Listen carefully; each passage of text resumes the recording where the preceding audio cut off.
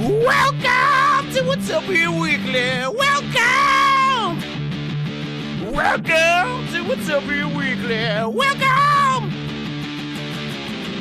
We're here to talk about Zwift life beyond. We're here to talk about what's going on. So welcome to Watopian Weekly. Welcome. Welcome to Watopian Weekly, Season 5, Episode 15. We're live and on video. Watopian Weekly is a podcast for Zwifters, cyclists, and everyone else. Each week we're here to discuss all things Zwift, life, and beyond. My name is Dustin, and with me, let's see here. Oh, hold on a second. With me, we have...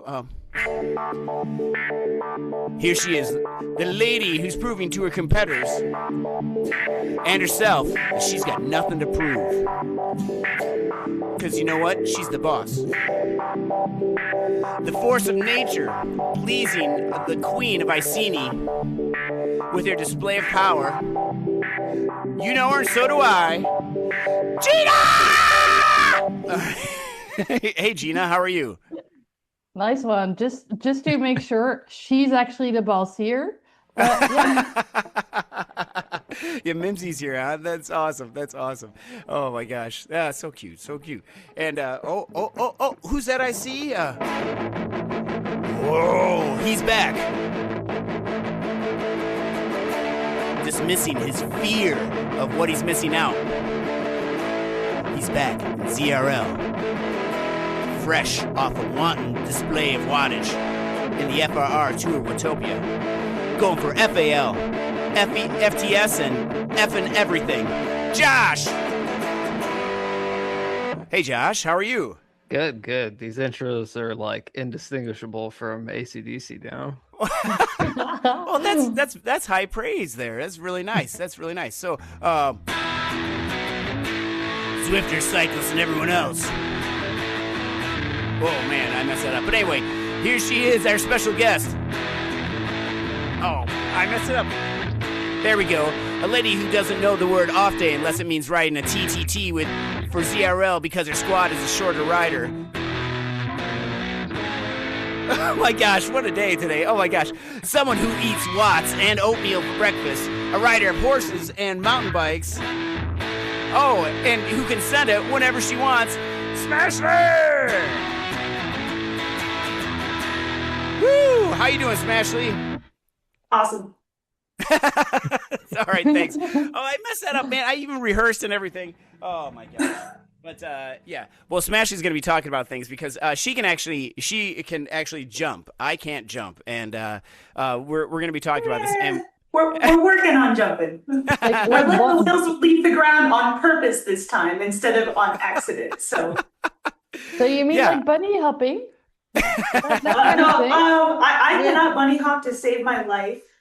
Bike park jumps. I'm just starting to clear some tabletops and maybe actually doing it on purpose, not just because I accidentally came into it with way too much speed and caught there and skipped. Well, that's where I'm at right there. With the road bike in the background, right? Yes, yeah. Yeah. Well, we're gonna be actually that bike doesn't even go on the road. That's the designated Zwift bike. Nice. And oh man, and we're going to be talking about your giant mountain bike adventure that you accidentally went on. So that's awesome.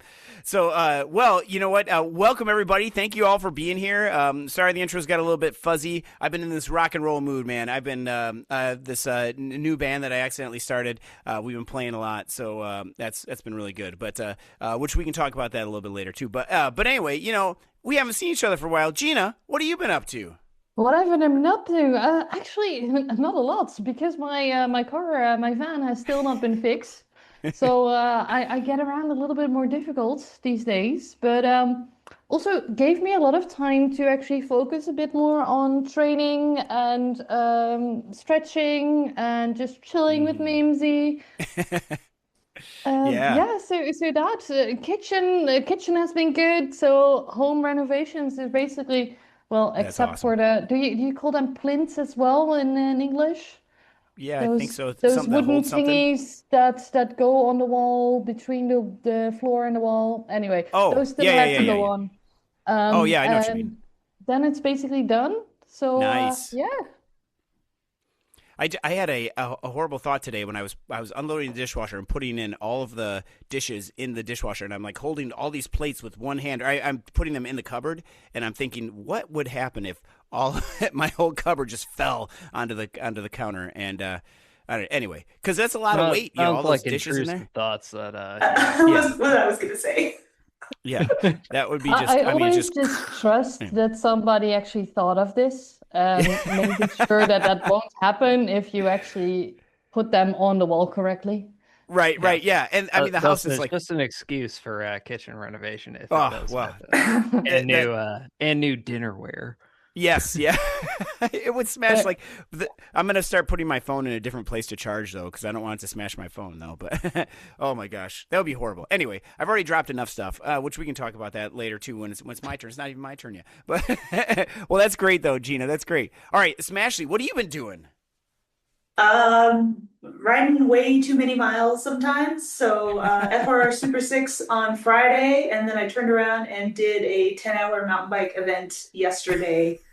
Just casually. I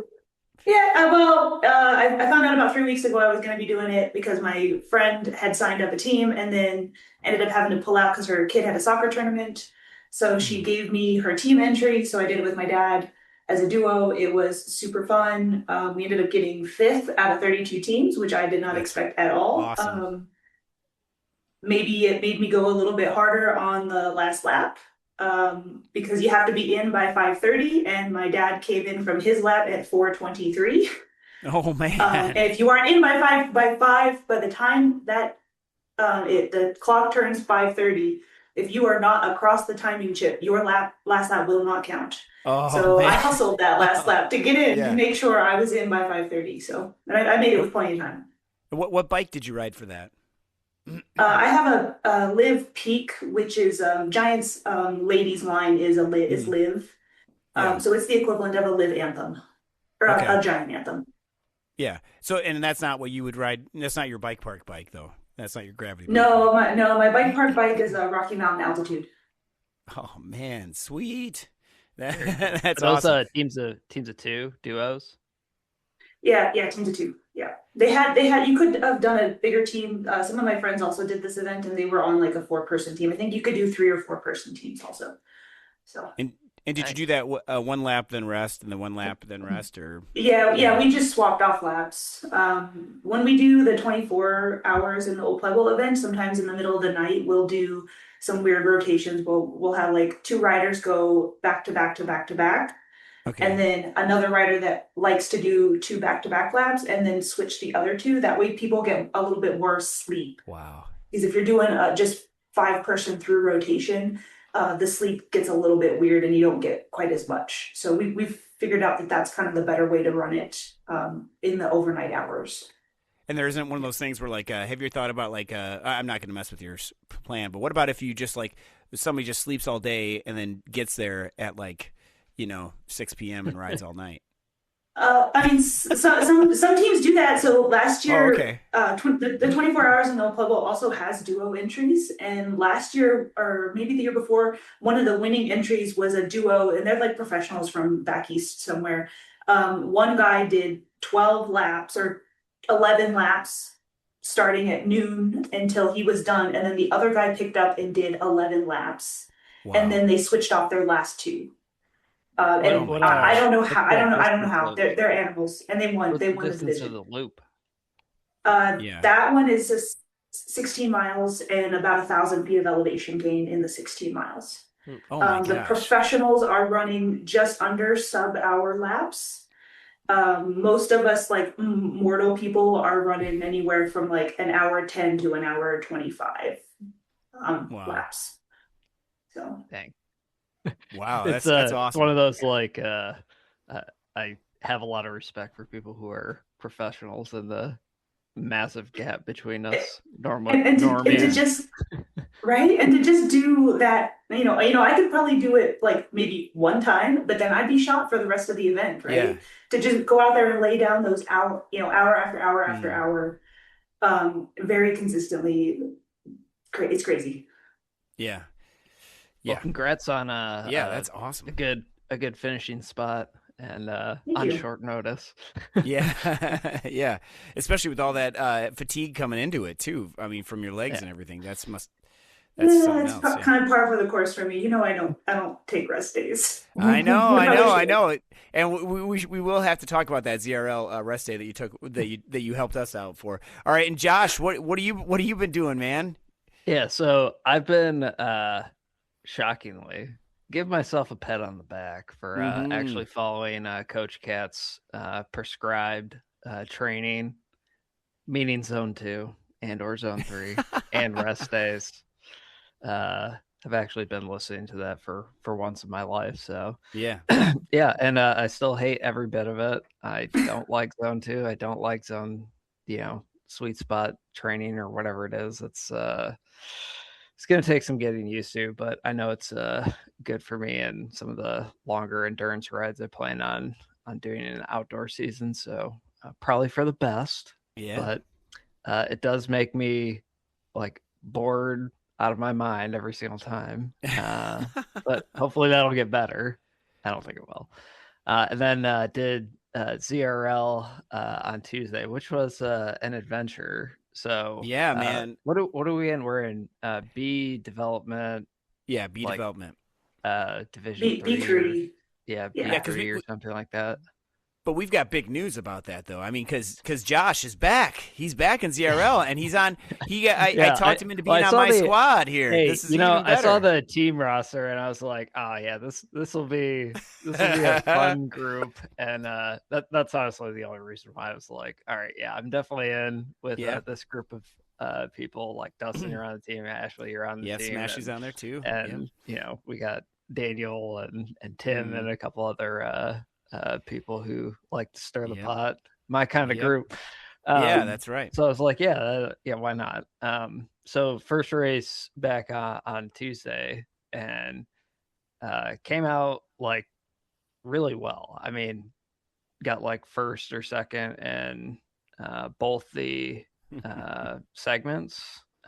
Like the first 3 segments, both the KOM and the sprint segments, and then that's where things started to go south. So I was experiencing like some weird like heart palpitations or whatever. I don't really know how to describe it. So something was off, right? Like there's the good kind of pain, and then there's the bad kind of pain. I think you'd be wise to listen to the bad kind of pain and discomfort. So after experiencing that for like a couple minutes, something wasn't quite right with the heartbeat. Heart rate was fine, but heartbeat was just off. So stepped off the bike and was just standing there for like 5 minutes, and heart rate was still at like 170 and was not coming down. So decided to throw in the towel after that and call it good. Went to the doctor, got some tests and everything seems fine. So it might have just been a one-off event, but I've been slowly kind of just doing some zone 2, zone 3 stuff since then, just to try to isolate if, that was like a one-off thing or not. But I think the lesson that people can take away from that is like, look, it's not like, hey, my leg hurts or whatever, and push through it. Like that's fine, right? Like, oh, my arm is sore, push through it. Like, who cares? Like, that's not a big deal. But when you talk about like brain things or heart things or vital organs, it's probably best to call it quits and maybe quite literally live to fight another day. Yes.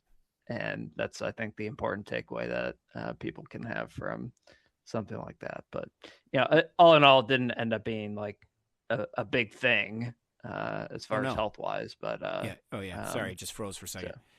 Yeah, well, that's good. That's good. I'm glad that you're okay and everything. Sorry, my internet froze there. I'm okay though. We're here. All right. That was but that was definitely scary I know it was scary for you. Smashley and I were both there, and it was scary for all of us. I mean, you can probably hear us on the stream, like, oh, is Josh okay? Like, like the play-by-play was, we're concerned for you as our friend, and also because, like, are we going to lose these points now? Come on. No. I know, right? No. Like that's kind of what made it, hey, if you can quit an event mid race that you're like just running the table in, I think that, hey, good on you for leaving it on the table and just stepping away. But it's a lot easier to be like, oh, hey, something hurts and I'm in last place and dropped and whatever, right? But when you're cleaning up, but that was also your heart too. It's not like it's not like you said. It's not like your leg or your knee. Like I can get through this. I have a hangnail. Which I do. I've got one here, but anyway. But well, we're glad that you're okay because we were definitely concerned and everything. And actually, something my team set up, and I really support it. And maybe it's good to mention it on the podcast as well, because maybe other teams want to do something like that as well. But we have a huge database in case of emergency, and each team kind of has I think Dirt does it as well, but each team has one of those sheets, and the sheet is only available to the team so that not all the private data is kind of going everywhere. But it's nice that if you're noticing something's happening, that you do have somebody to call, because obviously we all live in different places, and then somebody can go check on the person to actually see if something has happened. Especially important if they're no longer on Discord or something and you really don't know what happened. It was at one of those times where I was happy that I had my wife's phone number in my Discord profile, like under the IC in case of emergency. I didn't even know there is a thing in there. Yeah. Oh, we should. So I mean, that's not everyone's first instinct is to just be like, oh, go look at his profile and see if he has a phone number in there. Like I don't think that's everyone's first instinct, but it was kind of, while that was happening, that was kind of in the back of my mind that it's like, okay, at least I have a emergency contact listed in my profile. So, and I was like, we were all worried and everything, but everything's okay. Everything's all right. Moral of the story is don't be a hero when it comes to like vital organs, especially at like it's Zwift racing. Like there's going to be more. Yes. There's always more. Yeah, and we Gina, we were talking about that too internally Josh Smashley and I race for Coalition. We were talking about that too, and like I think that's a excellent idea to have that emergency contact or someone that you can call, because we've all heard of people that have passed away because they've gone too hard, and it's just so sad, and we all get that, and they're like, I'm going for this, and but we have to stop. Yeah. So all right. Well, good. I'm glad you're here, Josh. In all the ways. Yeah. All right. And then we did get a note from James. He's traveling. So he sent us some things. He said he's off at going to a home renovation exhibition, which I believe is like one of those home shows. Now, I think that has something to do with his last point that he listed here. So we'll get to that in a second. He said FRR Super 6 is back, and he says he got dizzy going around Richmond so many times. Congratulations to everybody who did the FRR Tour Watopia, which we're going to be talking about that. And he's on week 2 of his base training period, which is more training than racing with ZRL. He said so, but he's got more racing with ZRL and FRR. Really, all that stuff is nice and all, but I just wanted to know like whether his wife is aware of. And that's what we're coming down to. So, so I think he is at the home renovation show for his home because his last point is he still hasn't told his family about his new bike. So I think he is trying to, bank this stuff. And so, Smashley, I don't know if you noticed, he bought himself an extremely nice new bike in blue, and has hidden it at his friend's house because he hasn't told his family yet that he bought it. So, questionable. How would you feel about that, Smashley, if someone bought a bike and I guess, I don't know. I know the lady who I live with who smells so nice. I actually already asked her about me buying a new bike, and she had some very choice words to say. As the person that currently owns 7 bikes. I don't think I'm the right person to ask. Yeah, right. Yeah, but I mean, yeah, same. I know, same. Because I would buy a bike, and I've actually tried to buy my wife a new bike. You know, I'm looking for a gravel bike right now. So yeah, there you go. Why not? Let's make it 8. Yeah, my truck I got room in the bike. garage. My truck doesn't fit in the garage even when it's empty. Anyway, I might as well fill it with bikes. Right. Yeah. My track bike actually went from me buying it secondhand onto the tracks and leaving it there in a locker. I don't think Jolene found out about it for half a year. They have a locker there for it. That's awesome. You know what? We had our own money. Yeah. It was a secondhand. I paid about €1,000, so it wasn't too bad. But basically, we still had our own money as well. And then later on, I said, like, I bought it. I think week 2, I did track cycling. So after half a year, I said, yeah, you see, I'm going to the tracks like twice a week, so I bought myself a bike. And I was like, then I could, you know. It's all about you can justify it, right? Yeah. Right, I could justify it, yeah. Although I bought it at week 2, but yeah, she doesn't need to know. No. I gotta say though, it is. So my wife doesn't really cycle that much. She has her own hobbies. That's fine, but it is hard to like explain, like, for instance, why a carbon wheel set is more expensive than like vehicle tires. Yeah. Like oh my gosh. Getting like brand new everything on like a vehicle. Do I understand it? No. But will it make me go like, 1 mile an hour faster? Like, yeah, that's critically important to my happiness. So but that's the thing. For me, that's not critically important, I think. But then I find different ways to justify a buy to myself anyway. Yeah. Oh, man. It's always the running joke. I'm like, whenever anyone brings up like a problem with their bike, it's just like, oh, hey, the easy solution to solve this is just buy a brand new bike. That's true. It's always the solution, right? Yeah, and everything works already. So you don't have to mess around with it. Yeah. Sorry, Dustin, we got like extremely sidetracked here, but no, that's okay. That's okay because new bike parts are on my list of things that I'm doing. I finally got to the point where I'm done the research and everything for my gravel monster, my Ritchie P29, which is going to be a G29. Oh man, it's so awesome. I cannot wait to every time I look at it, I'm like, I just want to go ride my bike. I want to go outside and ride this bike. I don't want to do anything else. But of course we have snow. It's -3 Fahrenheit right now, and it's freezing, and I'm staying inside. So, but oh my gosh, I look at this bike and I've done the things where I put it down and I'm just like riding it in the basement a little bit. I can't wait. It's gonna be awesome. So I'm going with Dior for the shifting in the back. I'm going to keep the Surly corner bar with the Dior shifting, and I'm still I'm in talks with the bike shop. We're going through prices and seeing if 1x11 would be better or 1x12 with the gearing in the front, because I think I can only get like a 38 in the front, either a 38 or a 40 in the front, and so I'm worried about. We're trying to figure out what the best range is. So, but parts are going to be ordered this 40, week. 42 chain ring. Yeah. Oh yeah, because you're using it as a gravel bike, right? Yeah, it's going to be a 1x. Okay, so, okay. Yeah. But if I have That's 12 like, in the back, that's a bit aggressive if you're using it for a mountain bike. Oh yeah.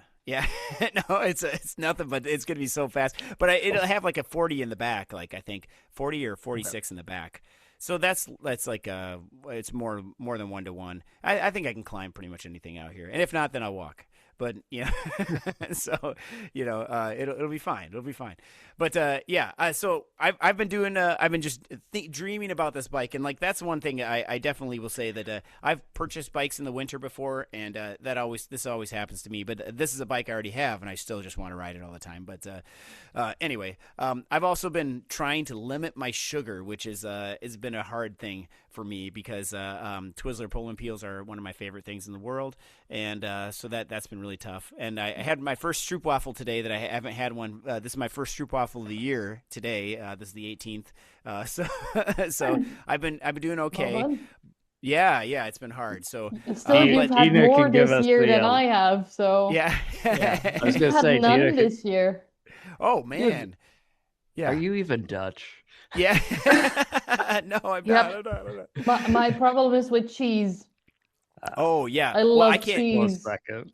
I wish I could eat cheese. If I could, I would. I can't metabolize it, so it's just yeah, it's a little maybe too much information. But yeah, nobody wants to be around me when I have that. But yeah, so anyway, too much information, I think. But I will say that we had ZRL on Tuesday night, which we'll talk about in a little bit here, and that was rough. But the next night we had a ladder race, and my recovery was in the red and everything. I had a cup of coffee that morning, but I was just dragging. So at lunch, I went to the local gas station and got a 30-ounce,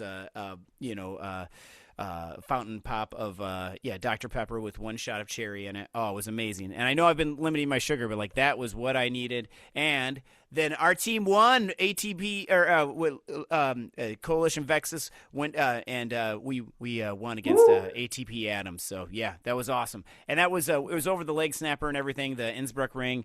We did 2 times around the leg snapper. 1-minute power test. I know. Mm-hmm. So we went up the leg snapper, and the first time we were doing okay. We were all just together, and the group was together, and it was fine. And then on the second time around, we decided to just go for it, and we got to the top. Bryce P and our team, he was over the top first, and they had ATP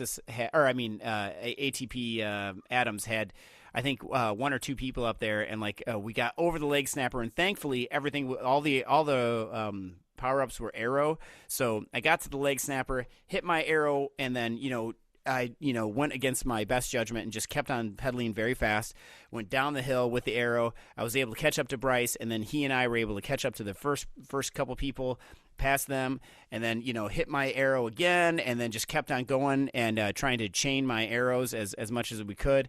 And we had plenty of room on everybody, but I still kept on pushing. But I could have done it without Bryce, so shout out to Bryce because he had to come to the front and give me 30 seconds. All I needed was 30 seconds, and I went back to the front and then kept on going. And then, of course, he beat me at the sprint at the end, which was fine. I was just if that race had been 200 meters more, I would have blown up, I think. That was all I had.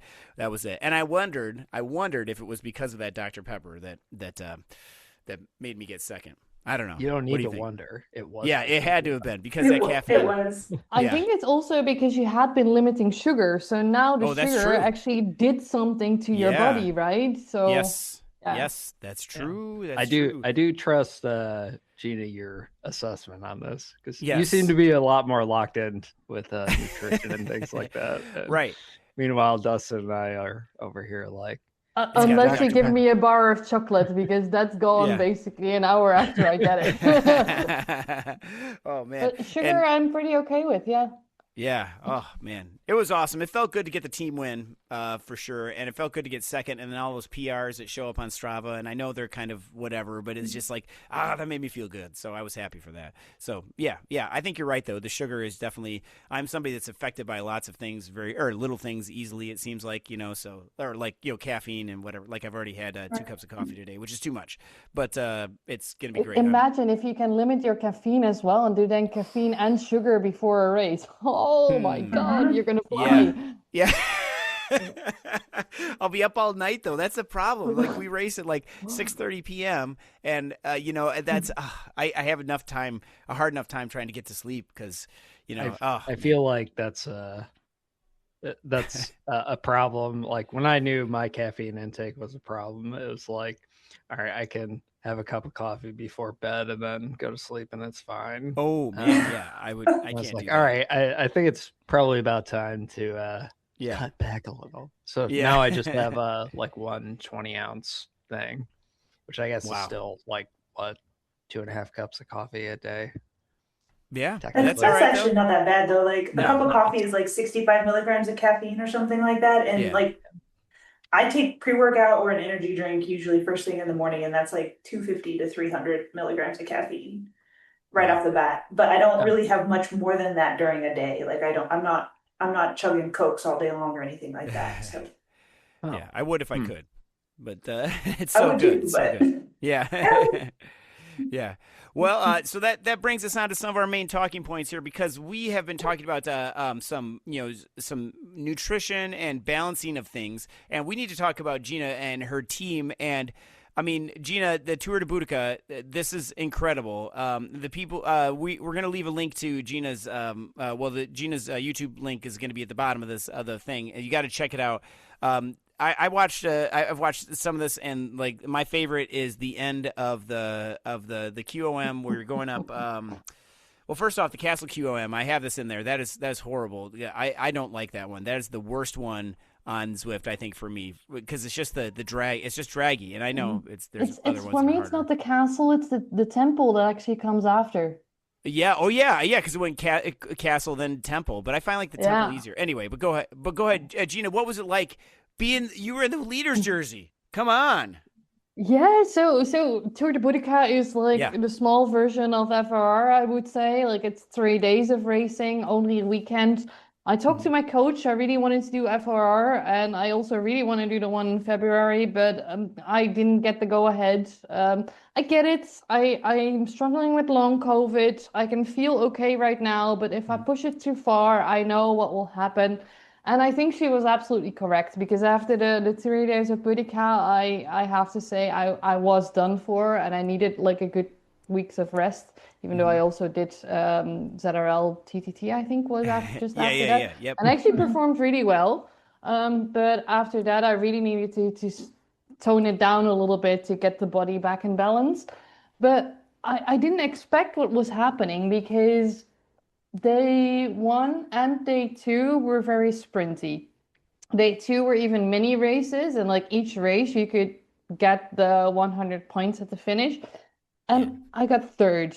And then on day 2, I got first. And then another second. And then another first. And I was like, what the heck is happening? Like, what's happening? I thought I'd lost my sprint. And then I was just so hyped up. So I got to start day 3 in the leader's jersey, which was pretty cool. The only thing was it felt like an imposter syndrome. Like, is that really me? Like, yeah. It wasn't the normal jersey I was wearing and wearing all the time, so I didn't recognize myself really.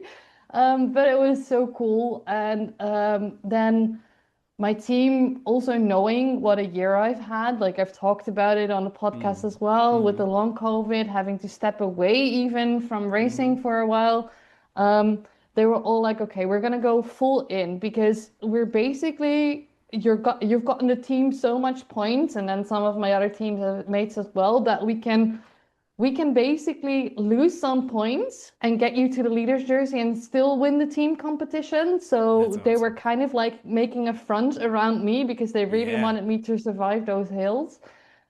Which I almost didn't, but in the end I did. So Larissa and I think Verona actually brought me back to the front group, and the front group also really, really eased off after the temple, which was very helpful for me.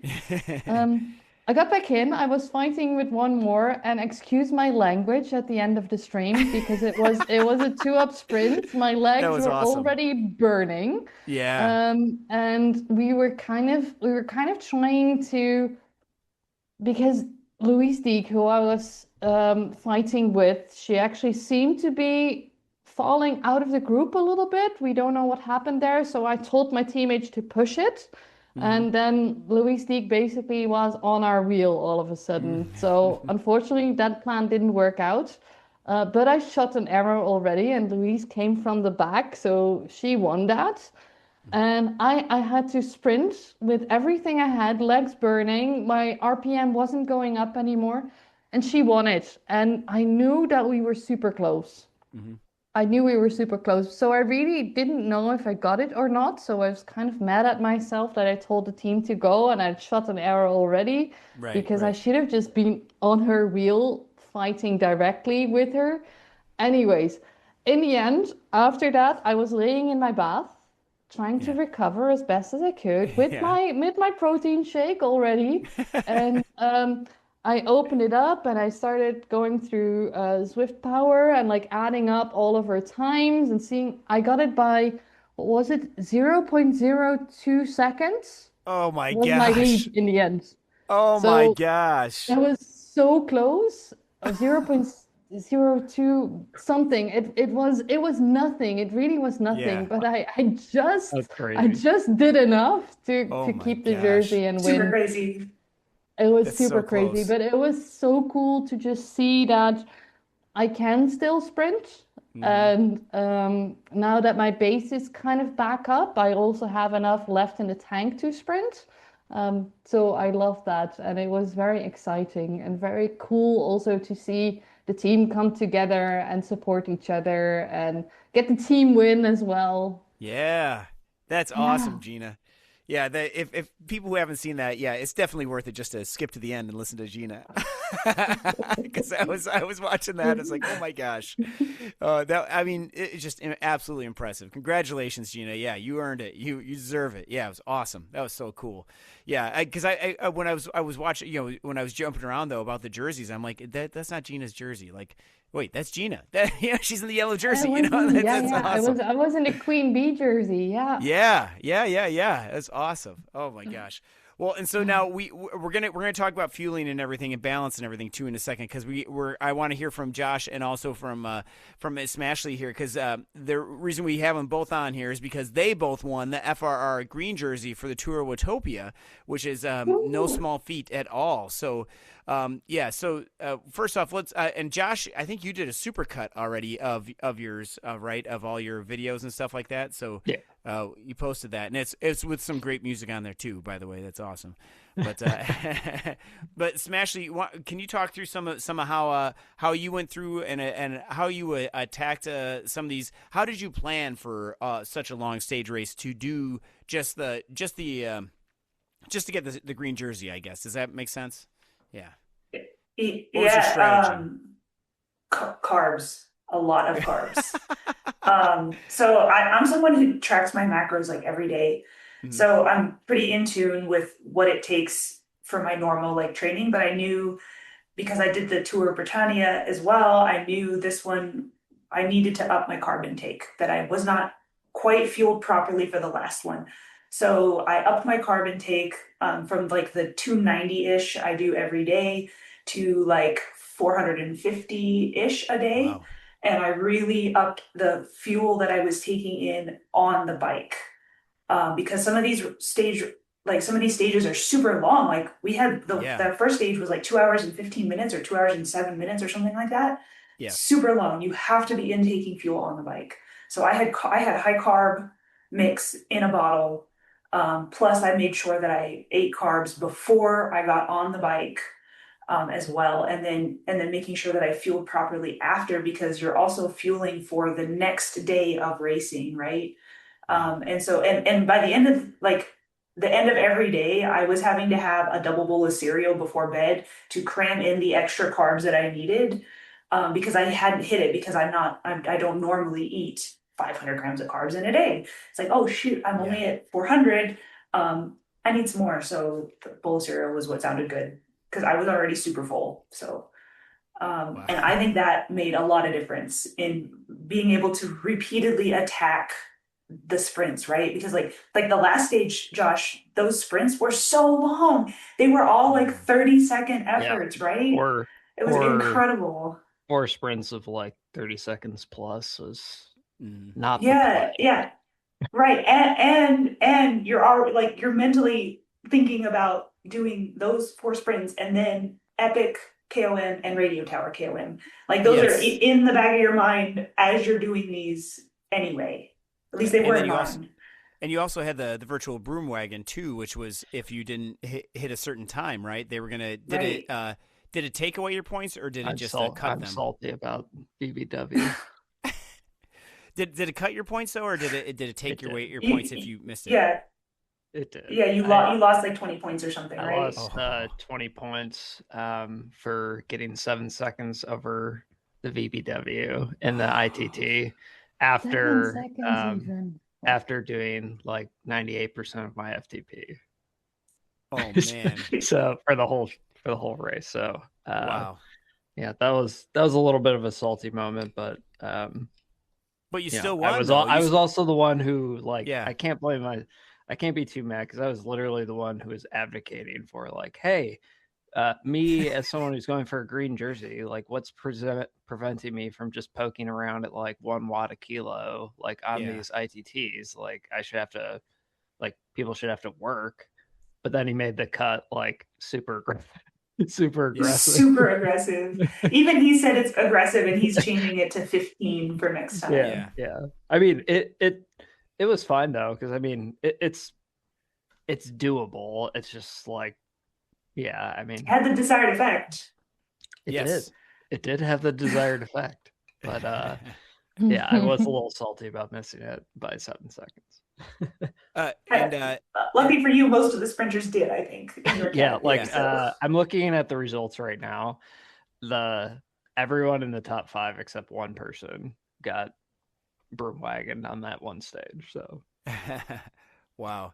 And I mean, that's still incredible how many points you guys were getting each stage and everything, though, too, both of you. Yeah, I mean, that's incredible. And how did you like you're talking about with still having to do the radio tower and everything too? I mean, were you worried about people taking points away from you in the sprints? I guess that's like people that weren't in the sprint category, like that were just trying to target the sprints. Excuse me, I'm not talking that well, I guess. I don't know. Do you know what I mean, Smashley? Like just like some rando person. Kind of. I had kind of been watching the leaderboards to see who might in my category. There was only like actually 6 of us in my category that finished the tour. Okay. So I knew I only had these 6 competitors, and only a couple of them had been consistently going for the sprint segment. So I kind of had an idea where it would be, where I would land on that. But the one person I was going back and forth with for the jersey, and in the 8th stage, she actually had the jersey going into the 8th stage. She had it from me. Wow. I knew that was the person that I had to beat. We had consistently been back and forth on who was winning sprints the entire time. I mean, very close together all the time. Like she would win one and I would get the next one, which was super cool. Well, she had gone before me on that 8th stage, so I knew what times I had to target to beat her. So that I had it written down on a piece of paper in here, and that was like in the back of my mind the entire time, is you just have to beat Katie. Oh man! So, may I ask which category you were in? Because I was looking at going for February, but with my Tour de Boudicca wins, I've now become a cap, and I'm scared of doing FRR as a cap. I was in Dragon Pepper DRA, so one right below cap. Yeah. And I a couple of weeks before, I flew a little too close to the sun in FRR in the infamous Everything Bagel course, and netted myself up into Ruby Women's by 1 point. And I had since fallen off, but it was still in my 30-day. And so I had to compete as a DRA instead of a CRP, which actually turned out to be fine. It actually turned out to be like perfectly fine. I actually liked being in that pen. It was great. It was super appropriate for me. No complaints there. But we actually, the DRA and CAP women are in the same pen C.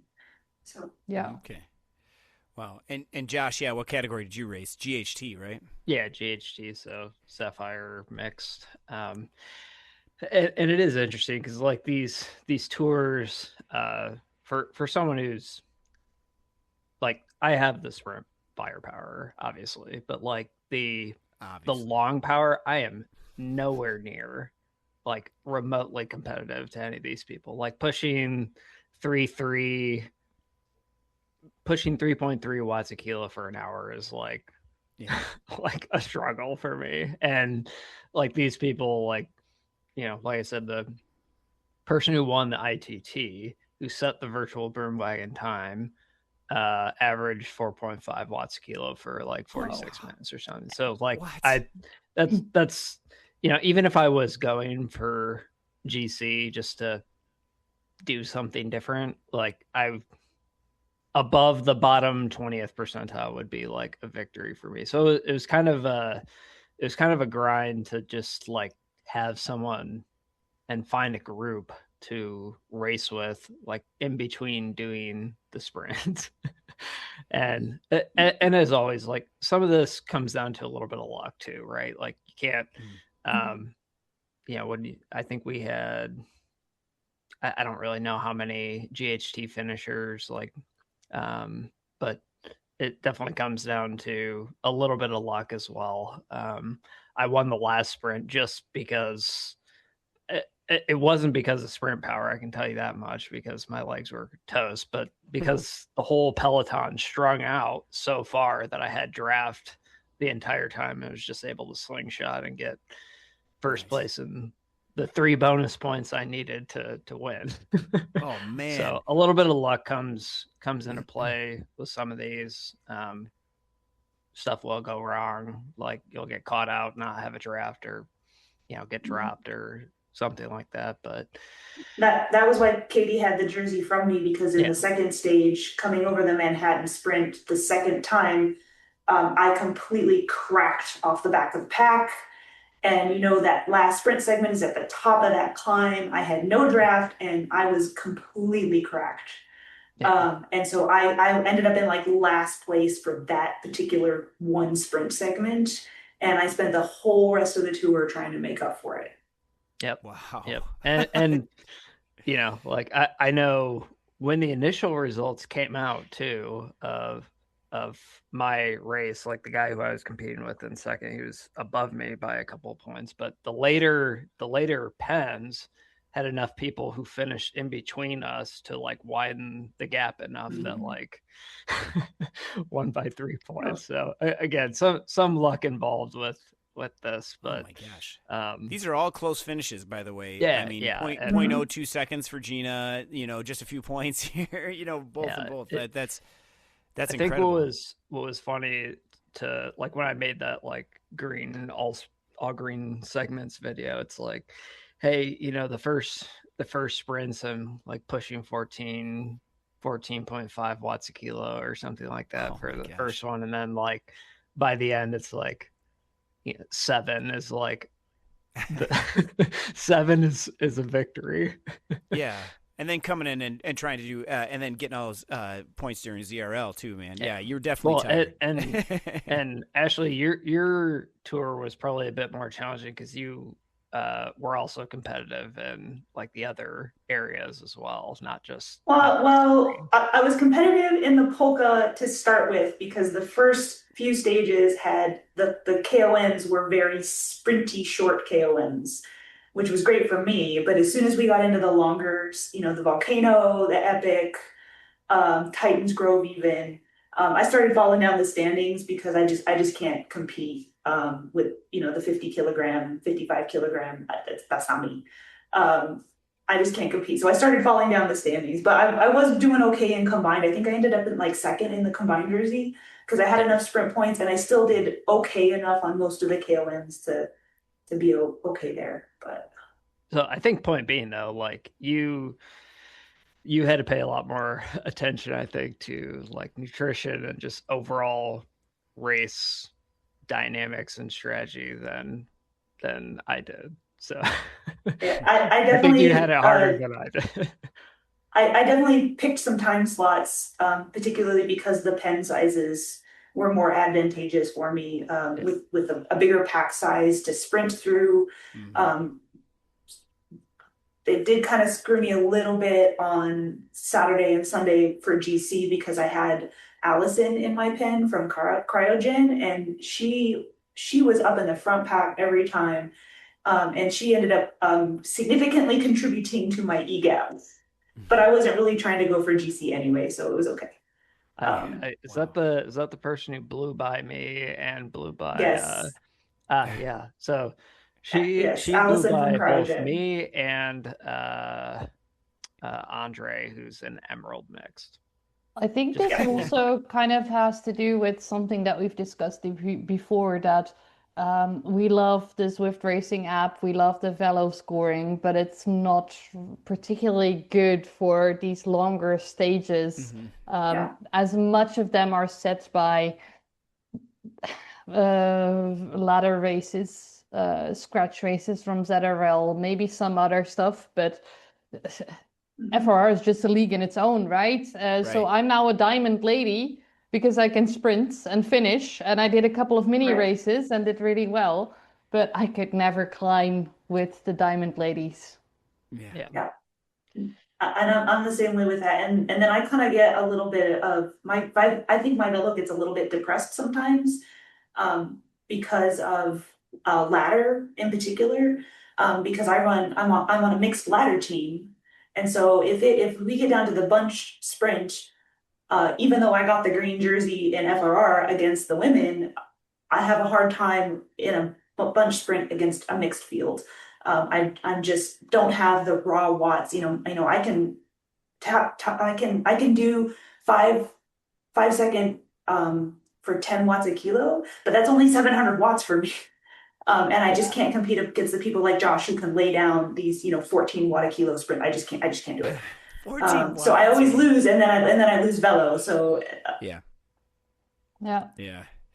Oh man, that's crazy. 14 watts. Come on, man. I think I saw. I wish it was more. I still can't hit. My all-time 5 second though is still not 1,000. so that's still incredible, man. So when we're talking about nutrition, before we go on to nutrition, Smashley, what's your go-to late night cereal? The one I happened to have at that time was the Special K Chocolatey Delight. I like that one and the red berries, but also I really like Frosted Mini Wheats. So I think I bought those the last time I was at the store. Special K, those are cornflakes, right, or something? I haven't had those. Yeah, basically, and I like the strawberry one with the freeze-dried strawberries in it. I happen to have the one that had the little chocolate bits in it this time. It's not quite as sugary as. Not quite. Yeah. That's why it had to be a double bowl, not a single bowl. Yeah. Oh man, I remember you used to be able to buy those like tiny boxes of cereal whenever we go on a trip, like my family would buy those, and like there was always like Special K, and like whoever had to eat the Special K is like, oh, it's the last one, and like you try it and like, oh man, really, that's my favorite one. It's that adult was cereal, I guess. That was me when I was younger, and then now Special K tastes good. Hits the spot. Really? Oh my gosh. Yeah. Feels like I need to sip coffee and open a newspaper while I have it. And talk about stocks or something. I'm on the other side, man. I'll take Lucky Charms any day. Gina, do you have Lucky Charms over there? Do you guys have those? Oh, you're talking cereal to me. I'm a celiac, so I can't have any of the normal cereal. So I zoned out for a little bit. Oh, that's okay. This is supposedly gluten-free. But no, I don't think we have it. I don't think we have it.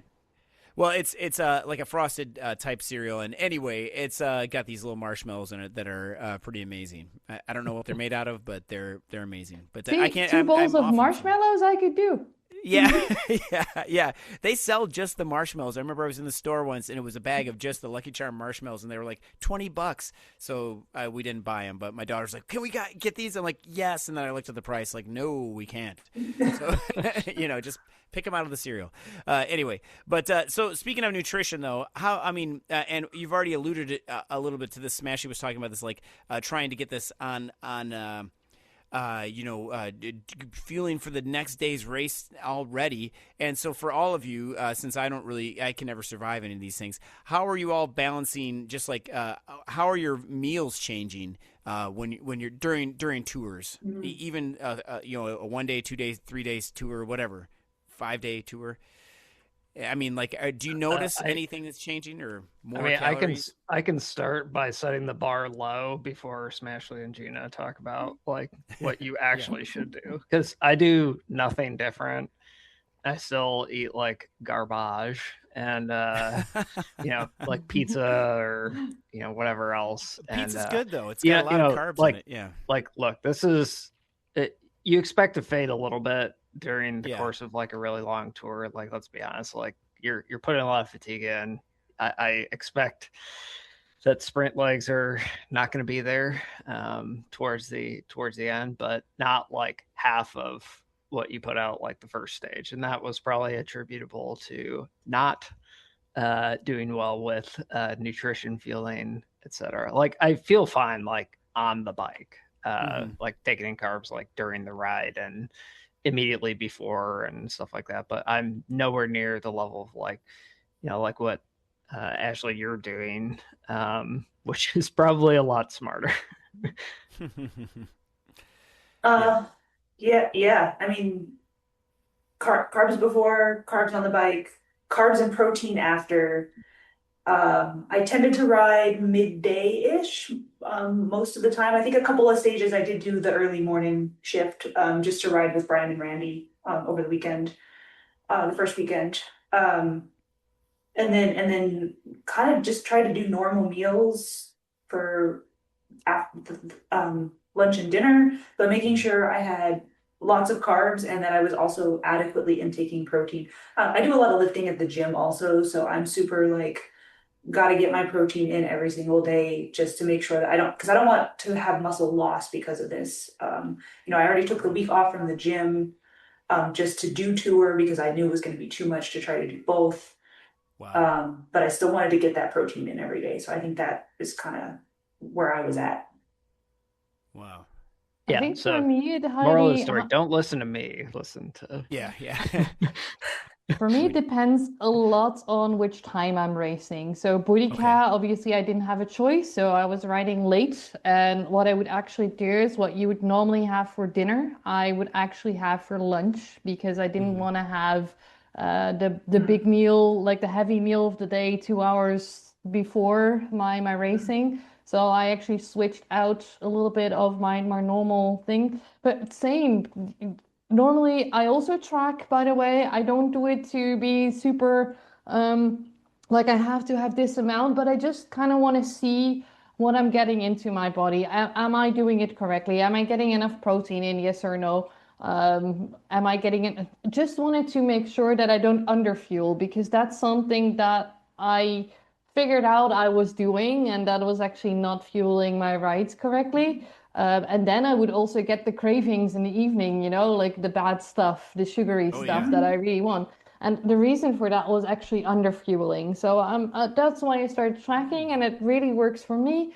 I don't care about the 200 kilocalories more or less that I have on a day, as long as I kind of get the protein in, and that's the most important part when I'm building right now. But then indeed, when racing, I think it's also important to keep looking at the carbs and to actually do that and think about when am I racing, what kind of food do I actually race well on, because I also know that, for instance, I love myself a goulash, but it's not something I should eat on race day because it has tomatoes, paprika, bell peppers, onion and stuff in it, and I won't race as well. And I can better do clean on a racing day, so just rice, chicken, broccoli or whatever. That to me, my body handles that better if I know I have an effort coming up later in the day. And then indeed, if I race in the evening, get the heavier meal earlier on the day and then have the race. Also for ZRL, we're 7:15 my time. I have my dinner at lunch, and then when I come home, I just top it off with something that's a little bit more high carb, and can even just be as easy as a toasty with curry, but that I ride well on. Yeah. Yeah. All right. Yeah, that's interesting. Yeah, because I try and eat a big meal for lunch on the days that we're racing.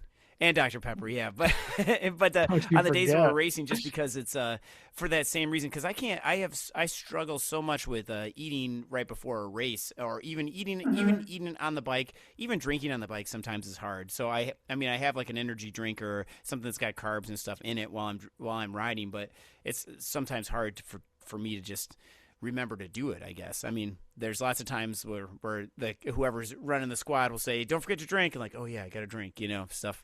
So I don't know. I got to get better at that. Well, this is interesting. For my squad, I'm usually that person who reminds people to drink, and I wanted to say something about the carbs in the drink. I think for me that's been a game changer. Gravel racing actually, and then also multi-day stages. Is something that I actually love most. I think the gravel race I loved most was the 3-day race in Sweden. And when you're bouncing around on the bike and you got to follow wheels and you're going up or down, and that's it's so much easier to have your carbs in your drink than it is to actually take it. Still, when you're on a flat bit of road or you're on the road for a little bit, you still try to get like the extra gel in. But you can train your gut quite a bit. You can even go higher in the carbs in the drink if that's easier for you than having to have nutrition. And coach, go ahead. The 10-hour race that I did yesterday, the mountain bike race, I did 5 laps. I did track everything just because I wanted to see where I landed on as far as nutrition on the bike. During the whole 10 hours, I intook about 300 grams of carbs just in liquid calories on the bike during laps, or frankly, before and after, mostly because it's hard to drink on a mountain bike right anyway, but I did have them in the bottle. And then about another 350 grams of carbs in between laps in the form of real food. So I was about half and half liquid carbs to real food. Wow.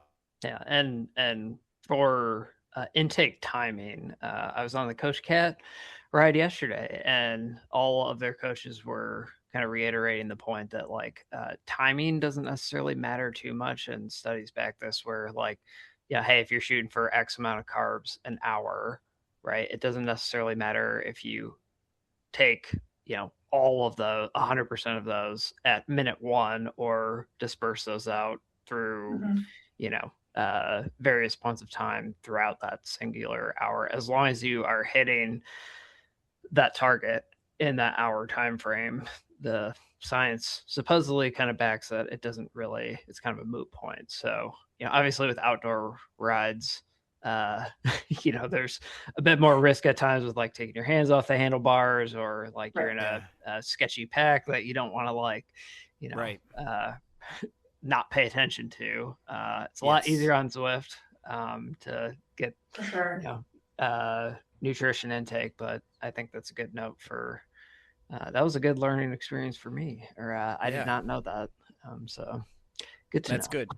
Well, then how about definitely one of the things that I still want to note, when I was doing FRR, one thing that I used to do a lot is, I think the week before or the weeks before, I would do a lot of meal prepping for meals that I can actually put in the freezer. And then in the evening, all I had to do was take one out. And I also, put the amount of chicken or the amount of food in that I would need for race day. So I'd really prep them for FRR.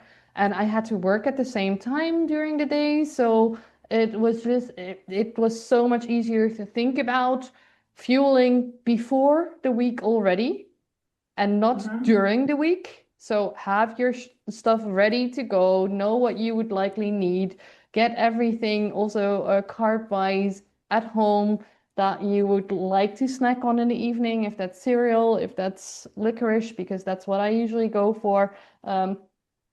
Get it at home, so you have the stuff at home to do it all correctly and not have to think about it last minute.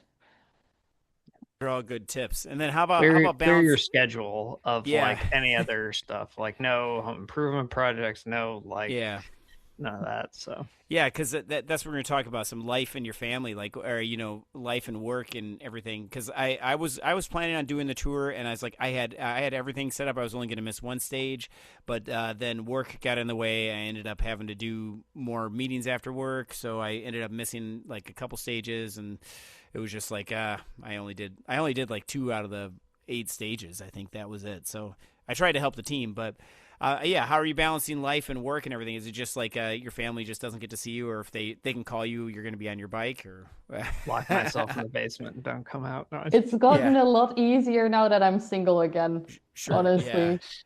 My friends just don't see me for a week, but they also know that I do crazy shit on the bike. So just tell them, I have a week of crazy shit on the bike. Next week, I'm all yours again. Yep. All my riding friends always text me, are you coming out to ride this? No, it's FRR week. Don't talk to me. I'm on the Zwift bike and I'm not coming outside. Yeah.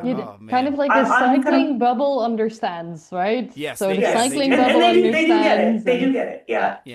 Yeah, they get it for sure. That's a good point. Yeah, they get it for sure. That's a good point. And Yeah. yeah, Yeah. That's a good point. I'm just super fortunate. I have a really flexible job that I can kind of set my own schedule, and so I had already looked ahead to that week and knew FRR was that week, and I put any meetings that I had to have kind of off times where I knew I wasn't going to be trying to ride.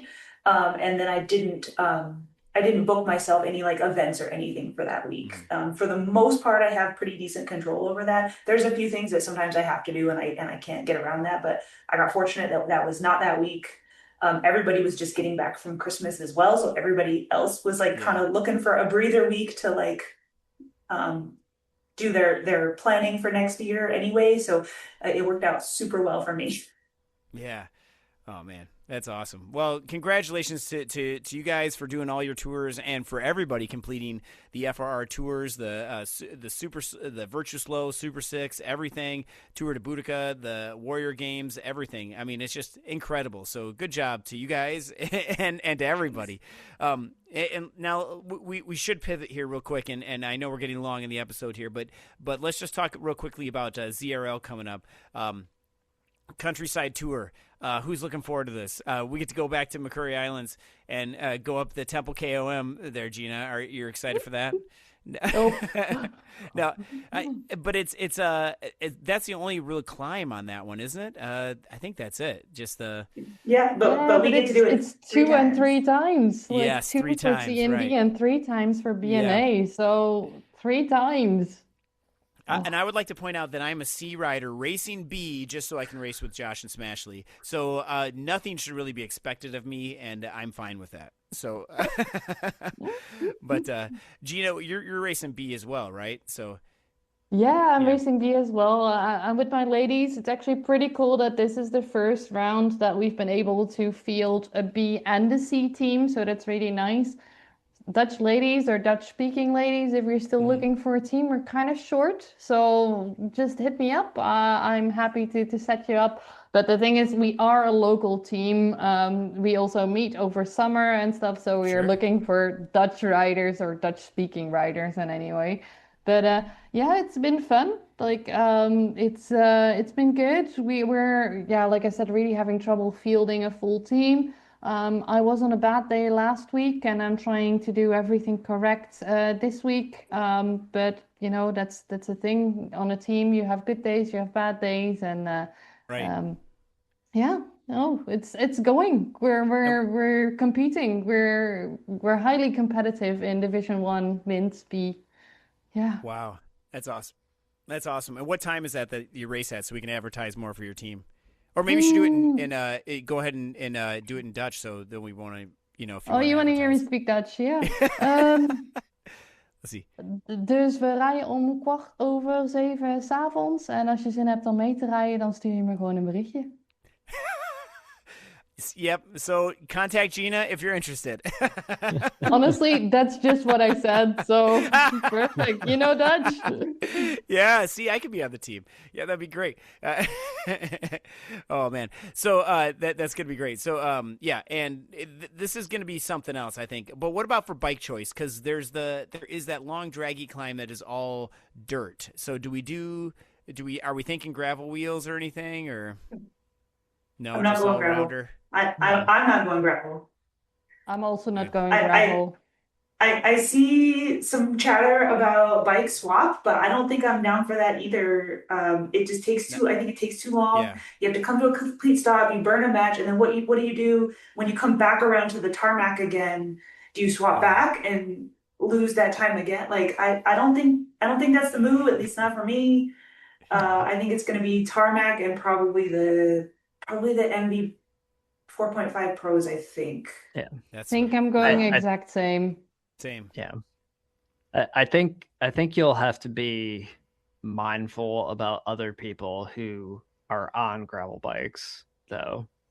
That just don't switch, that are on it to begin with. Because like the only time that I can think of, I mean, obviously, like I know Zwift Insider has done like the time tests and everything like that, and tarmac is still the fastest all around, but like you can get a 30-second gap on the climb if you're on a gravel bike and have started on one. So if the pace is, I think my point is, if the pace is pretty pedestrian up until the climb, someone can get a pretty big gap. And obviously if they have teammates with them, then that can be something to monitor. But generally speaking, it's probably not something to worry about. I would also just be on tarmac too. Yeah. I think that climb 3 times is going to be the deciding factor in this, and it's going to be how well do you climb? Yeah. Well, for me, I was poorly. I was 4th to last time, so I wasn't last, which is that's good. But that was pretty tough, and I think what I will do is if I am way at the back and by myself, then I will switch. But because why not, right? Especially on the last lap. But I hope to not be there, and my goal is to get back up into B properly. But and I will probably, but after the last race. But that's just how it goes. But Temple's a good one for setting a Z map. It is, and absolutely. I've done. Popping back up into B. Yep. That's probably what'll happen. So I believe in you. Oh man. Yeah.